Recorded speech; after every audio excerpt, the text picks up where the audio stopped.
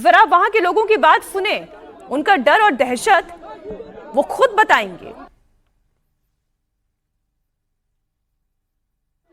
परसों सुबह में यहाँ का जो मुखिया है इस्राबिल चकदार, टीएमसी का, तृणमूल का, जहांगीर, इस्राबिल चकदार, जहांगीर के आदेश पे डायमंड मॉडल लेके बाइक भाई ने घुसा है, घुस के लड़कियों को मारा, हमारा लोगों को मारा।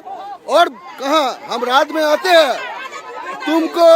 तुमको रेप करेंगे और बच्चे लोगों को काट के फेंक देंगे, तब जाके लड़की। जहांगीर के लोग हैं। हाँ सब, हाँ हम उनको वोट दिया था, फिर भी हम इसको वोट टीएमसी को वोट दिया था, फिर भी उन्होंने हमको ऊपर हमला किया था। क्यों हमला किया? इसके लिए हम उनका कब हमला किया? कब हमला किया?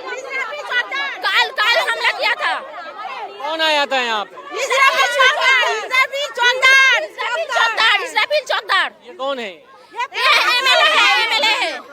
एमएलए है।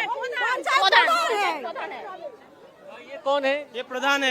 ये क्या नाम है पूरा उसका? इस्राबिल चकदार, बंगनगर 2 नंबर ग्राम पंचायत का प्रधान है इधर। इस्राबिल इस्राबिल चकदार। अच्छा, तो ये क्या जहांगीर के साथ रहता है? हाँ, ये तृणमूल का आदमी है। ये कह रहा है आप लोगों को डरा रहा है, धमका डर रहा है, महिलाओं के ऊपर हमला कर रहा है। হ্যাঁ তাদের বলেছে তোমরাদের ভোট হয়ে গেছে, ভোট দিতে দেয়নি, কাগজ কেড়ে নিয়ে বলেছে তোমরাদের ভোট হয়ে গেছে। এক बेजुबान लड़की उनको भी घर से निकाल दिया गया था। यहाँ पे वोट हुआ था, वोट के बाद में ये बीजेपी ने वोट दिया है बोल के वो 50 तो बाइक लेके पारा में ढूंढ के धमकी दे रहा है। कौन सा है? क्या है? जगह कौन सा है? ये हसीम नगर है, फलता आप लोग सब हिंदू मोहल्ले में घुस হিন্দু বেচে টার্গেট করে মারা হচ্ছে, কাটা হচ্ছে। हैं? হিন্দুদের উপরে হামলা করেছে ये हमला करता है? ওই টিএমসির ইসরাবিল দলের প্রধান। তৃণমূলের প্রধান, वो क्यों हमला कर रहा है? তৃণমূলের প্রধান क्यों कर रहा है हमला? वो वोट के लिए जो बोल रहा है ये सब लोग बीजेपी ने वोट दिया है, तृणमूल में नहीं दिया है, इस लोगों को हिंदू है, इस लोगों को मारो काटो धमकानी दिखाओ, यही सब कर रहा है। वोट तो हो गया है, उसके बाद कर रहा है? वो उसके बाद कर रहा है। आपको मारा है? हमारा आंदोलन करने आया है, पुलिस प्रशासन देके हमला कर दिया, लाठीचार्ज किया। महिलाओं को भी धमकी? सबको धमकी दे रहे, बोल रहा है देख लेंगे, मारेंगे पीटेंगे, ऐसे ही बोल रहा है।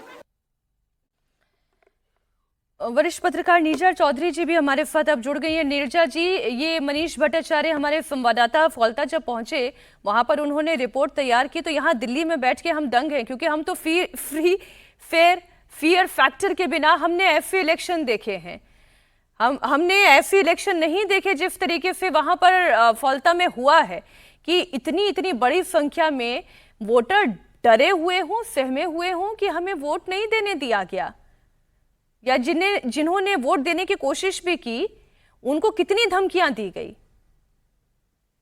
देखिए, ये फाल्ता तो बहुत ही अजीब ही सिचुएशन हो गई है। इतना आप कह रहे हैं जैसे दहशत की तरह लोग जो आपके एक स्क्रीन पे दिख रहे हैं, तो वो तो ठीक ही है कि रीपोलिंग होगा 21 तारीख को, और होना चाहिए। अगर इस तरह से लोग कह रहे हैं, तो अगर इतना शक हो गया है कि लोगों को सामने नहीं आने दिया है, तो फाल्ता तो एक जैसे है ना, अभिषेक बैनर्जी का भी एक एरिया है, तो खास इम्पोर्टेंट हो गया है उस मायने से। पर बंगाल इतना पोलराइज्ड है कि मतलब दोनों तरह की थिंकिंग, दोनों तरह की पैरेलल स्ट्रीम्स हैं, और लोग दोनों तरफ से बोले हैं, और इतनी सिक्योरिटी फोर्सेस भी तैनात हुई हैं, जो कि गृह मंत्री ने कहा है कि काउंटिंग के बाद भी कंटिन्यू करेंगी वहां। तो एक स्टेक्स बहुत हाई हैं इलेक्शन में दोनों तरफ के लिए। ममता बनर्जी अगर हार जाती हैं तो अलग स्थिति हो जाएगी, अगर बीजेपी जीत जाती है तो बहुत बड़ी उनकी उपलब्धि होगी, देश में पूरा ईस्ट उनके कंट्रोल में आ जाएगा।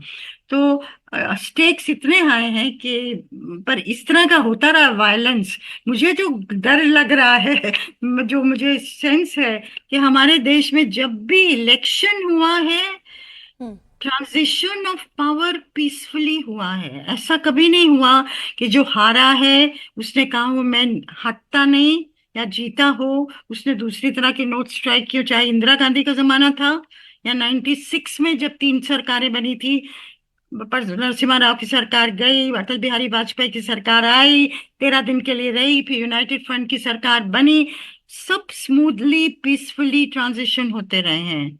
तो इस बार तो मुझे लग रहा है बंगाल में हो क्या रहा है, क्या स्मूथ ट्रांजिशन होगा?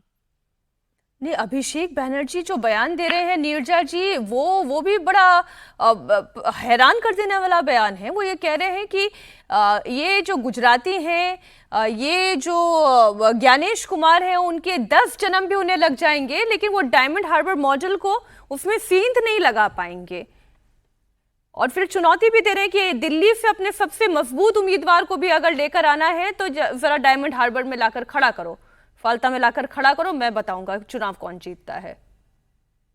खैर, वो भाषा जो बोल रहे हैं वो देखिए, ज्ञानेश कुमार और सी के बारे में काफी स्ट्रॉन्ग फीलिंग्स रही हैं बंगाल में। कई लोगों का ये मानना था कि election Mamata Banerjee versus EC हो गया है, क्योंकि सर को लेके जो नाराजगी थी, और फिर जो 27 लाख, एक तो 91 लाख लोगों का निकलना, फिर 27 लाख ना वोट कर पाना, ये बड़ी चीजें रही हैं। वो अपनी जगह है, पर भाषा में संयम इस टाइम में वो अलग है। आप जितने भी मजबूत रहिएगा, लेकिन इस तरह की भाषा अब क्या कहें, शोभा नहीं देती। लेकिन बंगाल में तो बहुत चीजें हो रही हैं जो होनी नहीं चाहिए थी। अनप्रेसिडेंटेड है, इसमें तो कोई दो राय नहीं है। दत्ता जी, मुझे ये बताएं कि आपके तो अपने बहुत सारे जानने वाले हैं जो डायमंड हार्बर में रहते हैं।